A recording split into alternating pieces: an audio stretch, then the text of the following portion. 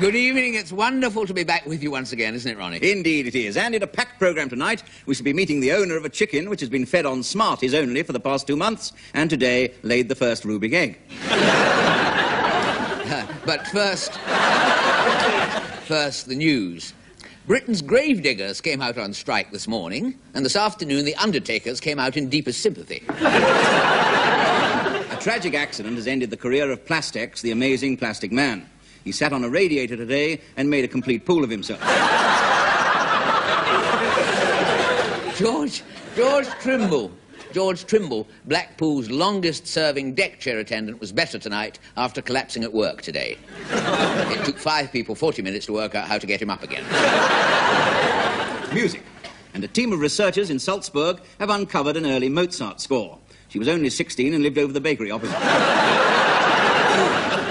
Finally, in Wales today, the anti-English front claimed responsibility for Max Boyce's cabaret act. But now a sketch, featuring Mr. Ronnie Corbett, who's always being let down by people, otherwise he'd never get off the bus.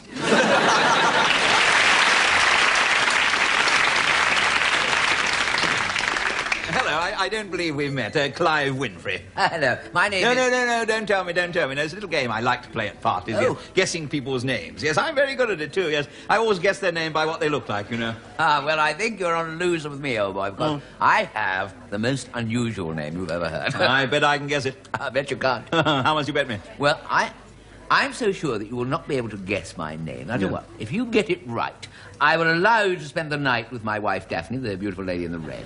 Now, if you get it, you see, she's smiling, looking, and chuckling away there. Yes. She obviously fancies you. Now, if you get my name correct, yes, she's yours. All right. Now, how many guesses can I have? You can have as many as you like. All right. Well, you look to me like a Pratt. Sidney Pratt. No. Perhaps you're more like a... I say, more like a Wally. Are you, let's see... Wally Partington Smythe? No. Monty Rothermere? No. Aristotle Bonaventure? No. Otis Quigley? No. Humbert Bracegirdle? No. Tennessee Clitterhouse? No. Mordecai Wimperis? No. Ezra Barrington Crichton? No. Ebenezer Flatpass? No. Ignatius Giddy? No. Washington Thwackhurst? Jelly Roll Lanfranc? Israel Arafat? I think you're just guessing. No. Look, I'll give you a clue. My surname sounds like something that comes out at night. Comes out at night. Malcolm Dentures. Jeremy Horlicks? Freddie Starr? No, more exciting than that. Oh, more exciting. Dingle Tomcat. No, I don't think you're going to get it. I don't think your wife's going to get it. No, I'll give you another clue. Oh, yes, right. My Christian name sounds like a place in London with all the letters muddled up. Lewisham Post Office. No, I didn't mean that. I meant an anagram. Oh, an anagram. You mean like Dickapilly Circus and that sort of thing? Yes. Well, let me think. Waterloo. Yes. Loo Water. No. Chalk Farm. Fork Charm. No. Hyde Crack Porner. No, you're not even getting warmer, boy. I've got to mingle with the crowd, but remember, the bet still stands. If you manage to guess it, my wife is yours. Oh, right. Oh, Arbel March Tea Fruit Bat. My God, you got it. You guessed it. So I get the prize, do I? Of course you do. I daren't go back in my word. Tell me, how did you manage it? Well, luckily, earlier in the evening, I met a very charming lady called Mrs. Arbel March Tea Fruit Bat in the red over there.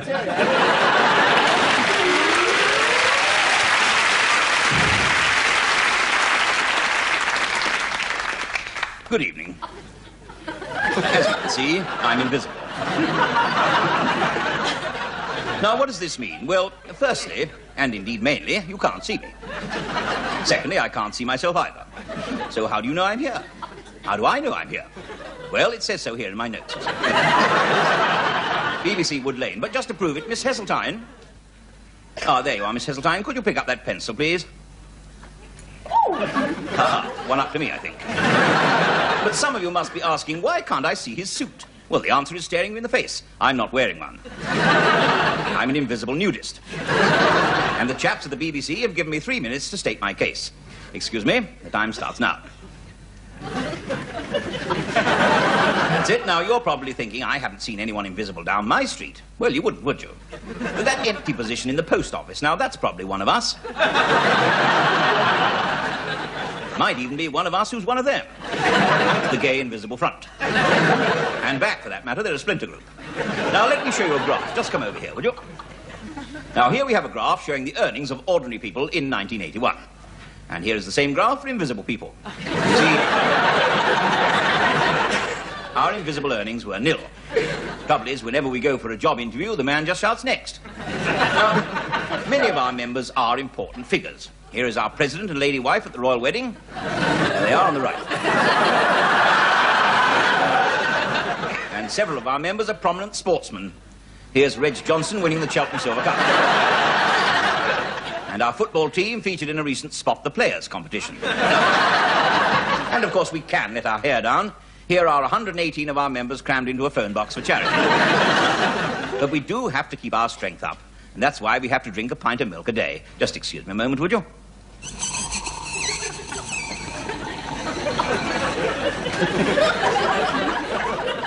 Ah, that's better. I feel a new man. And that's one of the other perks. Which brings me to a tremendous problem, sex. For instance, on your wedding night, it's not much fun wearing see-through pyjamas if all you can see through them is a wardrobe and a chest of drawers. To be frank, our members are not made of wood. If they were, you could see them. But embarrassments do occur. One of our members was enjoying a bit of connubial bliss with his wife, a very visible and lovely lady, when in burst the milkman, who misunderstood her smile and gave her a nasty shock. But not half the shock he gave her invisible husband. So do help us. We need money for our splendid new headquarters. There they are. As you see, they're almost completed. We need money for clothing, fig leaves for the women and bow ties for the men. We've handed in a petition to 10 Downing Street, but Margaret Thatcher won't even see us. So please send your donations to the Invisible Man, Invisible House, Nowhere, Milton Keynes. Oh, and don't bother to look at that chair anymore. I'm over here in the audience with Miss Heseltine. Good night.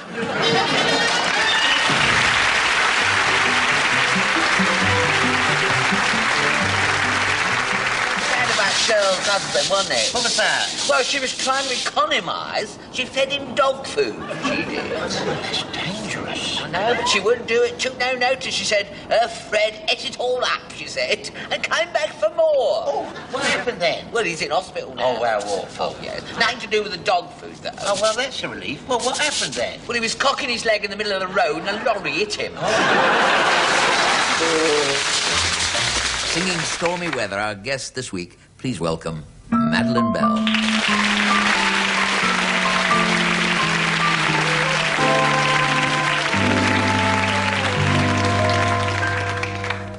Don't know why there's no sun up in the sky. Stormy weather, and me and my man ain't together. Keeps raining all the time. Life is bare, gloom and misery's everywhere. Stormy weather, I can't seem to get myself together. Keeps raining all the time.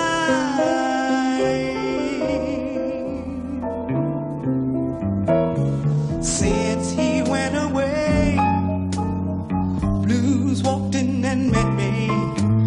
Now he's gone away, rocking chair will get me. All I do is pray, Lord above will let me walk in the sun once more. Can't go on, everything I have is gone. Stormy weather, I'd better pull myself together.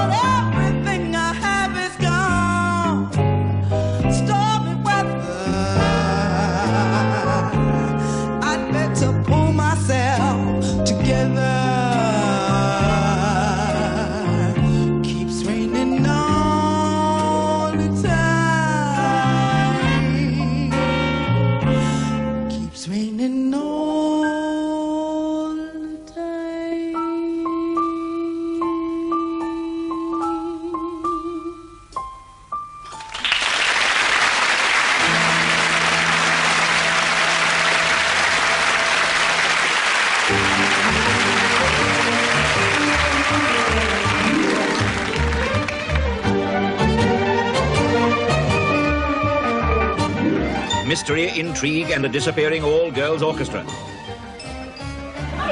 Our two overrated heroes, Piggy and Charlie, are getting themselves deeper in it by the minute. Two of the girls in the band, Jane and June, the tuneful twins, turn out to be in on the whole racket. Needless to say, our bewildered pair of private eyes, hiding in the girls' cabin, failed to spot their complicity, although Piggy, always on the lookout, spotted almost everything else.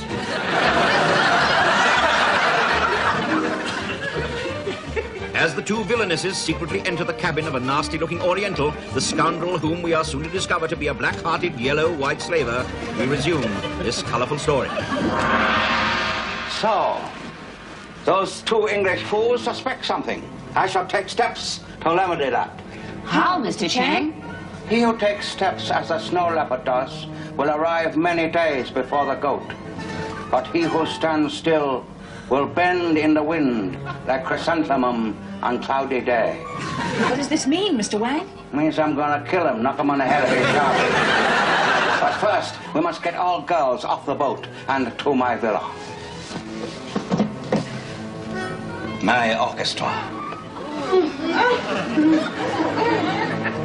Only need two for the set. Then they play for me at Andiletta. Andaletta, how romantic. But why do you call your villa Andaletta? Him next to post office. We must take girls to join others already at villa. You go, see Alphonse arrange transport. I set about catching lost two girls. Well, why not quit now? You've got enough for an orchestra, and they're good girls. A lot of them can double their instruments. Sounds fascinating. But me want all girls. Even our manager, Mrs. Bumstead? She American woman with figure like hills and valleys of Tibet? Well, she certainly does go up and down. No.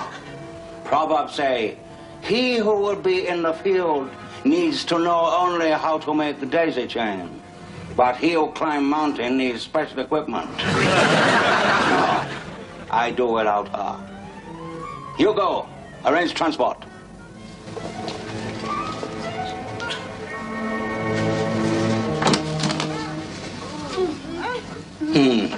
I wonder, what do you double, my dear? Saxophone.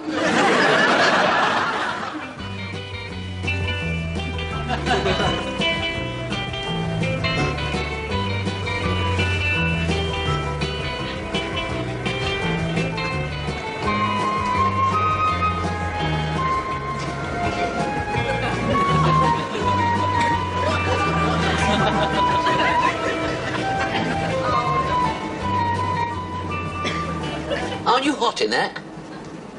Darling, Well, why don't you take it off? I have got nothing on underneath it. See?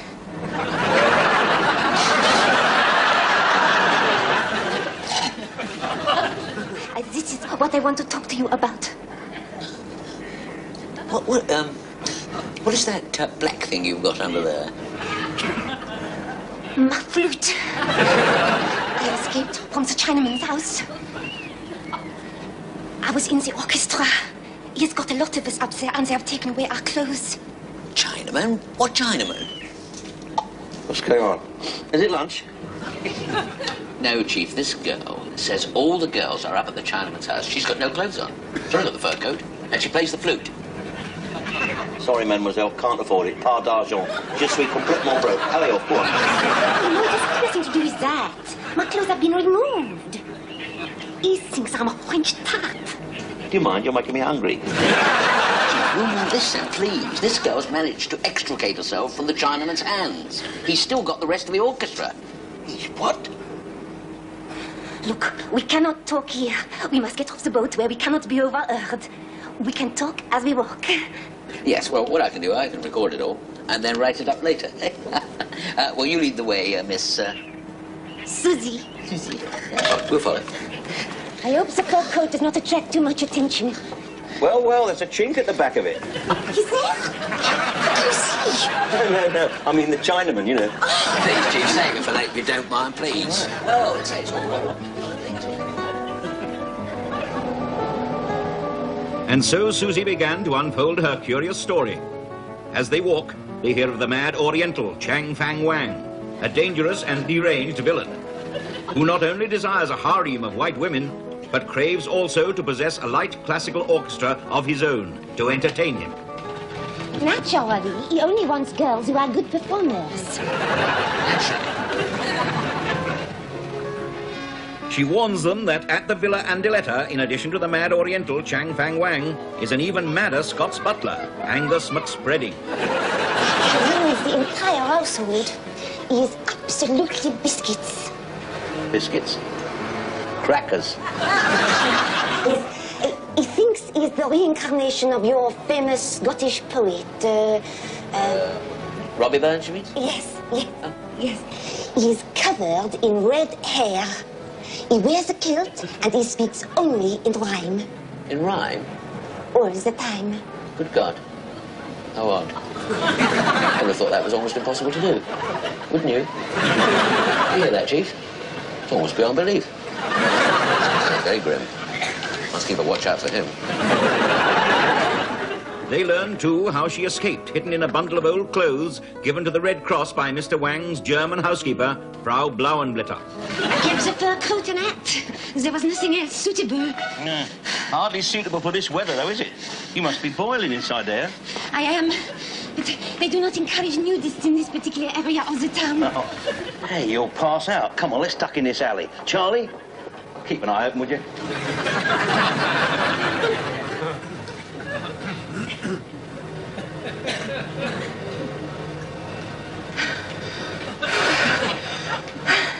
Oh, that's better.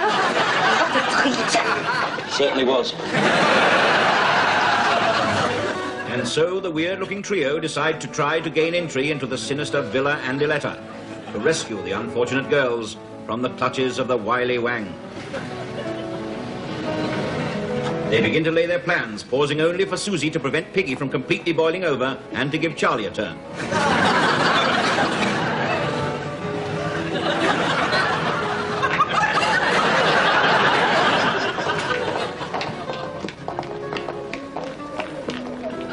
She certainly did give Charlie a turn.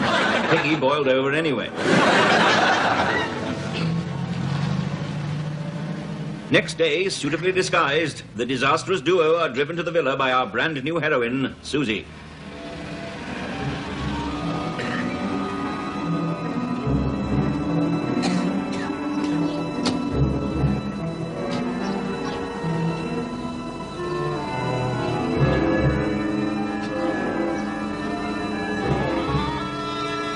While Susie and Charlie attempt to gain entry round the back of the house, Piggy is left to face the front door and the eccentricities of the mad, fearsome butler, Angus McSpreading.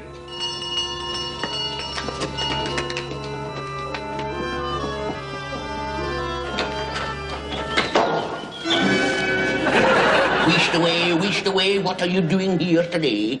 I am here, how you say, solamente fixe electricitación. Es necesario. Nothing's broke. What's that, some kind of joke? The trouble is outside of the cars, my friend, but I have to come in, switch you off, and check your fuse. Otherwise, one false move and poof, 1,000 volts light up your spot. Well, if what you say is correct, come in and get the wiring checked. But listen, heed my warning clear. My master keeps his women here. You'll find them all in friendly mood. And underneath their clothes, they're nude. Keep your mind upon your wires and sublimate your base desires.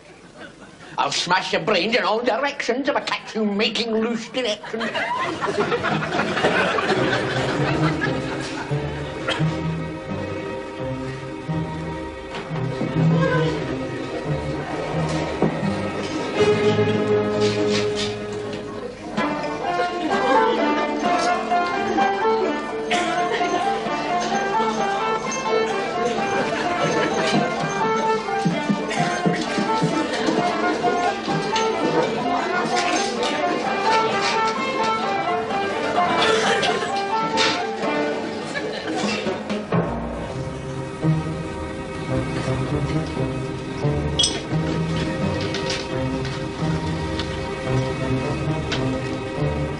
And as Charlie drops out of sight and into trouble, a familiar tapping is once more heard. Who is the sinister man with the white stick? Is it a case of blind man's bluff? What will happen to our two heroes of the harem? When they try to mingle with the girls, will they be grabbed by the eunuchs? Don't miss next week's excruciating episode of Band of Slaves.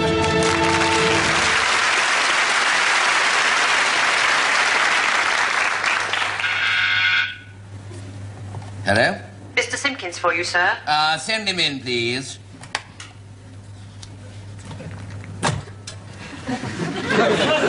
Morning, Mr. Fishbine. Morning, Simpkins. Come in, please. Yep.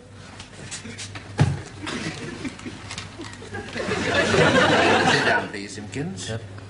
Simpkins, how long have you been with us now in this office as an accountant? Well, 5781. It's 24. It's 24. 8,760. That's on the credit side. And then we take away weekends. That's 728. And the bank holidays 1, 2, 6.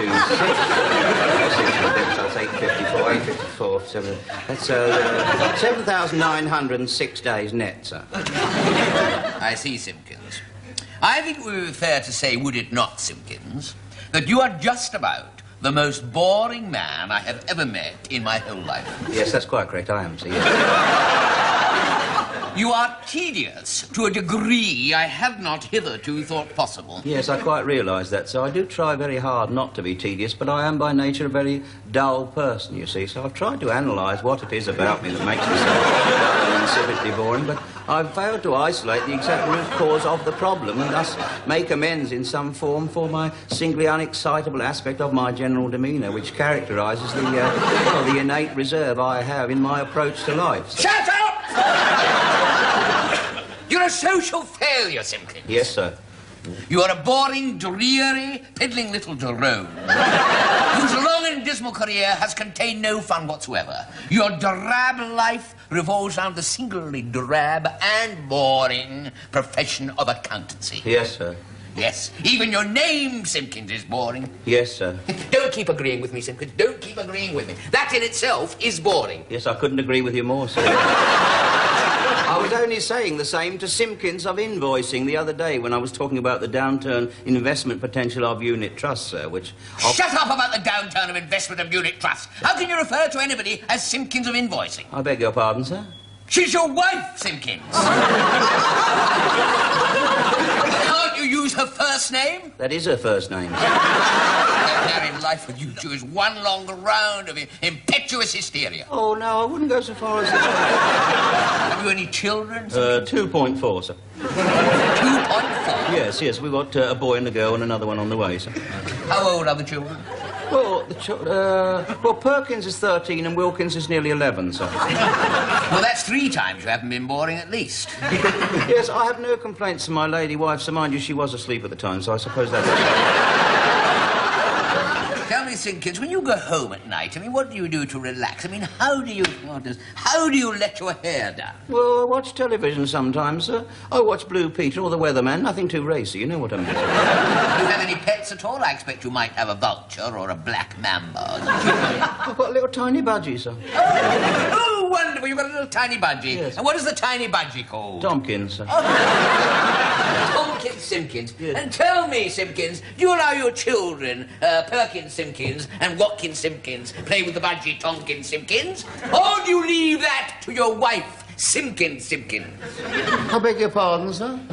Simpkins, have you ever smiled? Do you ever smile? Oh, yeah, I smile all the time, sir. Would you please smile for me, then, now? Oh, I hardly think in office hours that would be the thing. You hardly think in office hours that would be the thing? Yes. I am going to make you smile for me, Simpkins, if it is the last thing I do. I am going to make you smile. You hear that? You're going to have the time of your life. Will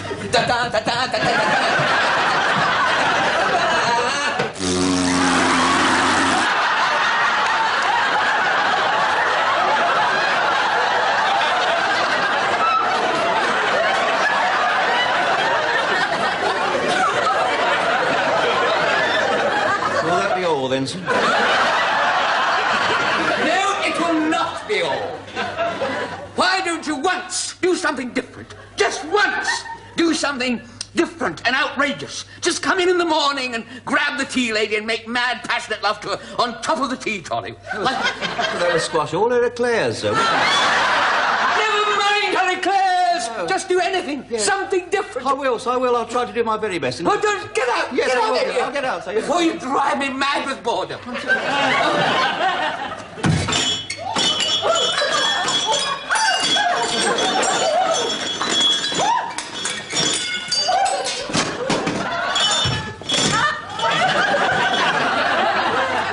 You all right, Doris? Yes. Would you like a chocolate eclair?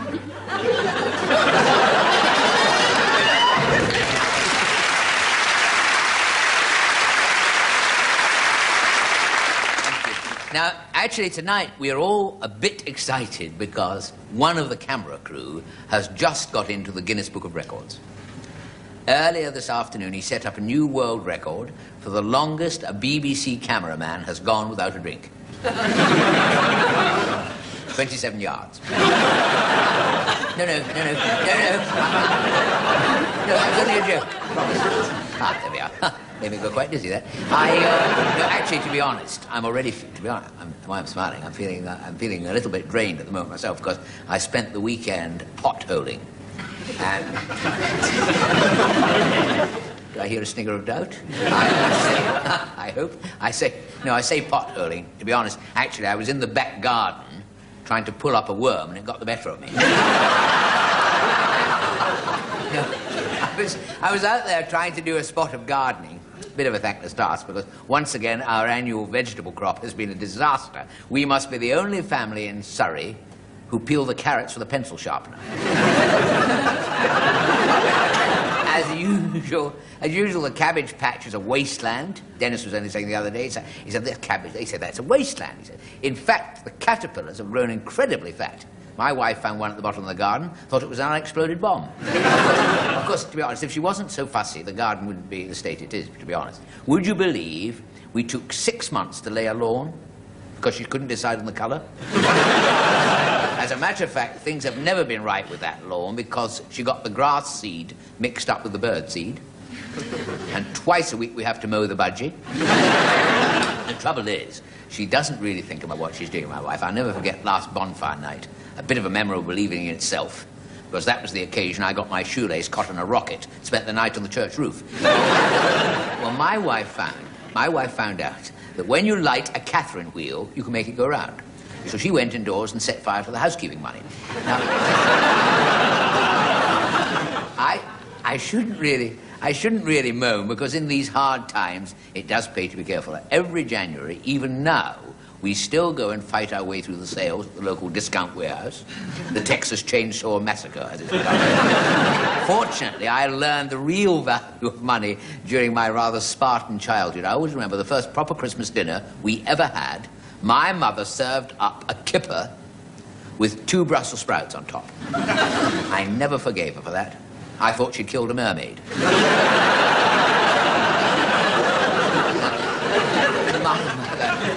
My mother, fortunately, has a rather interesting job. She had an interesting job at that time, helping to preserve stained glass. She was a window cleaner for British Rail. Actually, going on the way I'm doing, I hope I've not offended the producer, by the way. He came round the other day, and he said to me, I want no more rambling this weekend. You just get straight on with the story. So here it is. And it concerns... That's a clever device. It concerns, this story, a small touring theatrical company who arrived midweek in this rather bleak, poky, dead-and-alive town, nowhere near Watford. I must make that clear from the outset, because I wouldn't want a lot of angry calls from people in Watford. Well, it's possible, you know. Some of them are on the telephone there now. I mean, it's an incredible responsibility. No, it is. It's an incredible responsibility, really, when you think that I am sitting here being watched by 17, maybe 18 people. I do have to be careful, very careful. So this theatrical company arrived in town, and the leading light of the group, a rather grand actor-manager type, strolls into the local butcher's shop with his silver-topped cane, his astrakhan collar, and he says, "Good day to you," he said, "butcher. My name," he said, "is Sir Balthazar Pules, the world-famous thespian, a world-famous thespian. Thousands have laughed at my Malvolio, he said. I was wondering whether, perchance, you would be kind enough to cash me a small cheque. Whereupon he unfolds the cheque, and he holds it up to the butcher, who squints at it closely and says, politely but firmly, naff off, Ponsky.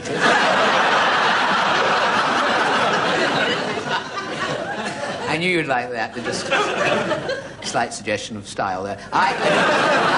Whereupon the chap carefully folds the cheque and he puts it in his back pocket, you see. He leaves it, and he leaves. And he goes next door to the baker, same thing again. My name is Sir Balthazar Pules, world-famous thespian. Would you be kind enough to cash me a small cheque? Once again, the same reply, on your bike. So once again, carefully folds the cheque up, puts it back in his pocket and leaves. This happens in every shop in the street. Grocers, fishmongers, tailors, ironmongers, even to the man on the corner selling matches.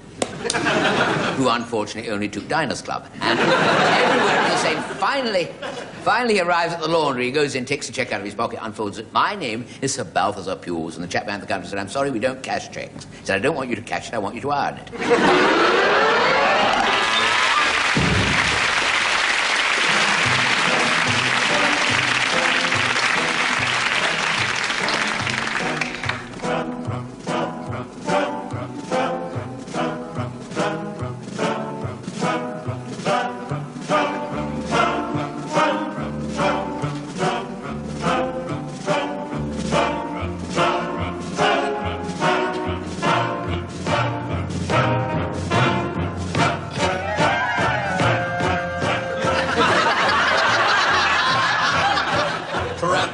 Tramping on the mountains, tramping through the snow.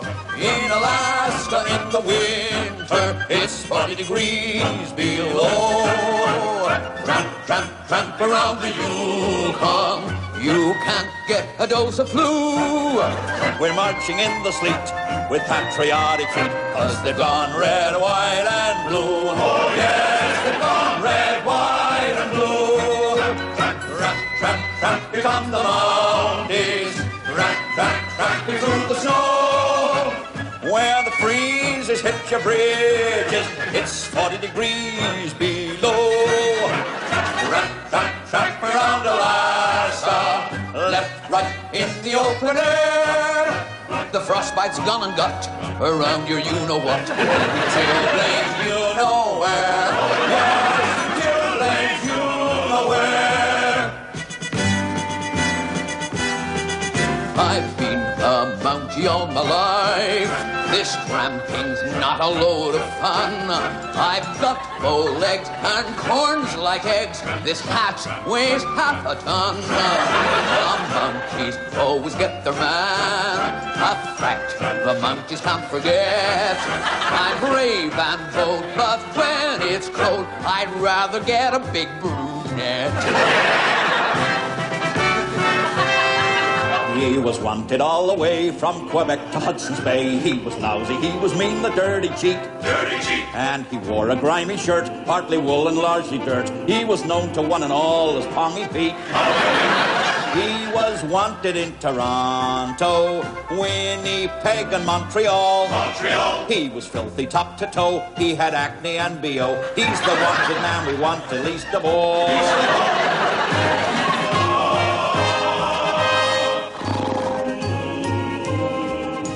The Mounties on their horses, it's a sight that's sure to please. I'm taking riding lessons and I'm learning by degrees. I leap upon my charger and it buckles at the knees. Ride no more. When we go out on maneuver, I've got a horse that's quite a mover. I've a bucket and a hoover, and the horse goes trot, trot, trot. Jean-Pierre, always on the loose, round the old caboose, hunting elk and moose, shot a duck and gave his girl a goose, but she wasn't interested. Jean-Pierre, hunting everywhere, buffalo and hare, told his lady fair, next week he said, I fancy hunting bear, and he got arrested. Gracely, you know, Quebec, 2 weeks and you're a wreck.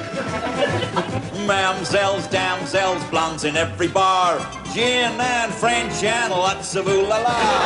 Blind dates and candlelight, our dates were quite the sight. I got Phyllis and Phyllis and I got Chloe and Coco Van French Lee in old Quebec.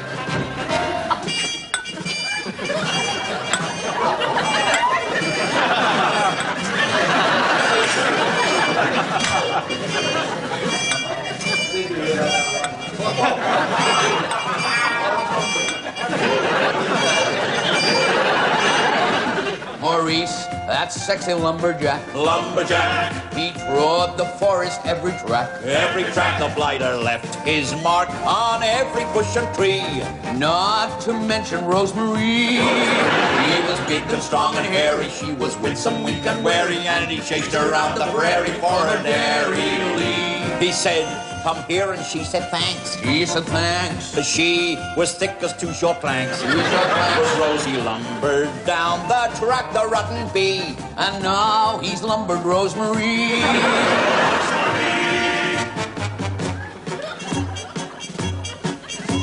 Riding round the Rockies, see us gallop through the trees. I call my horse Tornado, 'cause he's faster than the breeze. I call my pony Windy, 'cause he's fed on hay and pea. The open air for me. A man can be just what he wants to be. I think that I'll be 8 stone 10. And I'll be 6'3". Up and away with the mountains. It's time to hit the trail, my friends. We're out to the wild blue yonder. It's up the creek and right around the bend to places where the blondes are blonder. We'd rather go by bus. We'll march to the golden sunset. We're off to join the tea and Von set. A mountain's life's the life for us. A mountain's life is the life for us.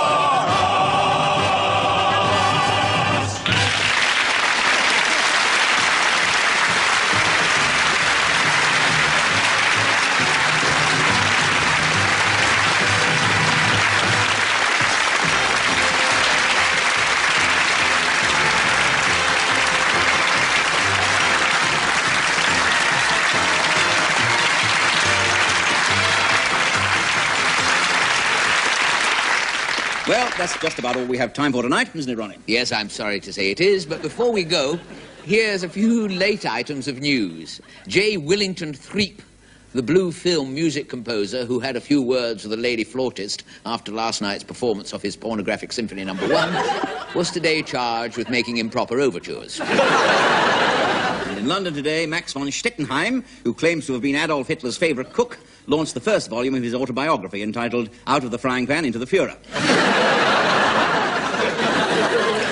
Greaser Dibbs, the Pentonville prisoner who's watched 199 consecutive episodes of Crossroads, didn't reach the magic 200 mark tonight. He's been released from the punishment block. Spencer Whittle, Britain's oldest post office clerk, retired today. Friends and colleagues lined up to shake his hand, and he told them to go to the next window. A spokesman for the common market admitted today there were unmistakable signs it was in trouble. The Italians have asked to change sides. There were amazing scenes at a Doncaster nightclub tonight when a cross-eyed stripper came on and took the pianist's clothes off.